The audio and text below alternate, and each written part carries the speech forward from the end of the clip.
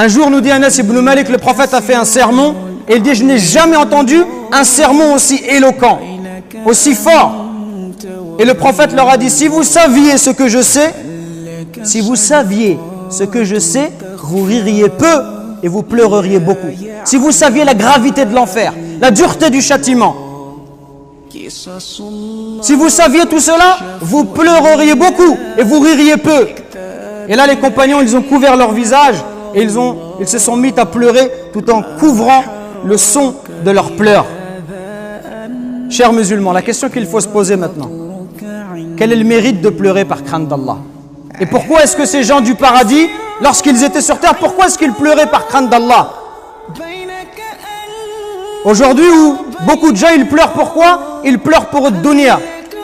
Des gens, ils pleurent parce qu'ils gagnent les élections, ou parce qu'ils les perdent, ou parce que son équipe de foot favorite a été éliminée, ou alors parce que son pays est qualifié en Coupe du Monde.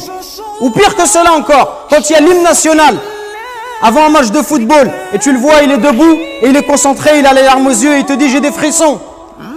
Aujourd'hui, on a des frissons pour ce genre de choses. Illa man rahimallah. On a des frissons quand on voit le drapeau de son pays, quand on les voit jouer en Coupe du Monde, quand on entend l'hymne national, on tremble. Et quand on entend la parole d'Allah Azza wa Jal, on ne tremble pas, on n'a pas de frissons, on n'est pas touché, on n'est pas ému. Sachez que celui qui pleure par crainte d'Allah, sachez qu'Allah Azza wa Jal, il aime cette goutte, il aime cette larme qui coule sur ton visage. Aujourd'hui, la vie d'ici-bas, elle prend trop de place. On aime trop de dunya, on aime trop l'argent.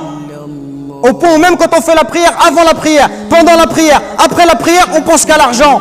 Les commerçants, ils pensent à leur business. Est-ce qu'ils tournent, est-ce qu'ils ne tournent pas? Et chacun, il est préoccupé par sa voiture, par ses enfants, etc., etc. Au point où cette prière, elle n'a plus de saveur. Elle devient thaqilatun ala nufus. Elle devient une lourdeur pour les croyants, une lourdeur pour les âmes. Cette prière, on ne la goûte plus, ça devient un fardeau dont on veut se débarrasser. Le prophète alayhi salatu wassalam nous dit: il n'y a rien de plus aimable à Allah Azza wa Jal que 2 gouttes et 2 traces. Et parmi ces gouttes, il a cité une larme versée par crainte d'Allah. Pourquoi est-ce qu'on doit pleurer par crainte d'Allah? Premièrement, parce que Allah Azza wa Jal, il aime cette larme qui coule pour lui. Allah, il aime te voir pleurer pour lui. Même si tu as désobéi, si tu pleures, quand tu pleures, Allah Azza wa Jal, il va te pardonner. Allah, il va te faire miséricorde. Deuxièmement, sachez que celui qui pleure par crainte d'Allah, Allah, il ne le fera pas rentrer en enfer. Le prophète alayhi salatu wassalam nous dit: n'entrera pas en enfer un homme qui a pleuré par crainte d'Allah.